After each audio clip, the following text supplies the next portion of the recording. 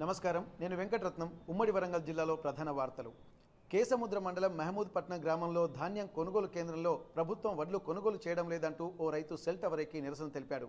కేసముద్ర మండలం తిమ్మంపేట గ్రామానికి చెందిన యాసబోయిన మురళి అనే రైతు కొనుగోలు కేంద్రంలో వడ్లను కొనుగోలు చేయడం లేదంటూ సెల్ టవర్ ఎక్కి నిరసన తెలిపాడు. కేసముద్రం ఎస్ఐ నరేష్ జోక్యం చేసుకుని సర్ది చెప్పడంతో వ్యవహారం సద్దుమణిగింది. ఉమ్మడి వరంగల్ జిల్లాలో పంచాయతీ ఎన్నికలకు గ్రామాలు సర్వం సిద్ధమయ్యాయి. తొలి విడతలో వరంగల్ జిల్లాలో 555 పంచాయతీల్లో ఇప్పటికే 53 గ్రామాలు ఏకగ్రీవమయ్యాయి.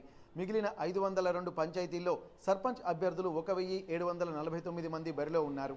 4952 వార్డులకు ఎన్నికలు జరుగుతుండగా 8676 మంది బరిలో ఉండగా 981 మంది వార్డు సభ్యులు ఏకగ్రీవమయ్యారు. భూపాలపల్లిలో 664, ములుగులో 436, మహబూబాబాద్లో 1072 పోలింగ్ స్టేషన్లు ఏర్పాటు చేశారు. వరంగల్ తూర్పు నియోజకవర్గంలో కొండా వర్గీయులు డీసీసీ అధ్యక్షుల మధ్య కోల్డ్ వార్ కొనసాగుతున్నట్టుగా స్పష్టమవుతోంది. సోనియా గాంధీ జన్మదిన వేడుకలకు సంబంధించి వరంగల్ రైల్వే స్టేషన్లో వేడుకలు నిర్వహించారు.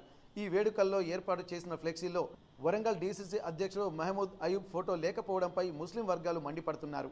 తమ ఓట్లతో గెలిచిన కొండా దంపతులు ఒక ముస్లిం నాయకుడు డీసీసీ అధ్యక్షుడైతే ఓర్వలేకపోతున్నారన్నారు. మేము ఓట్లకే పనికి వస్తామా, నాయకత్వానికి పనికిరామా అంటూ విమర్శిస్తున్నారు.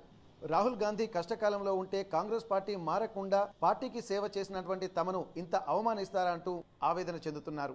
రాబోయే రోజుల్లో ముస్లింల తడాఖా ఏంటో చూపిస్తామంటూ వాట్సాప్ గ్రూపులో చర్చించుకుంటున్నారు.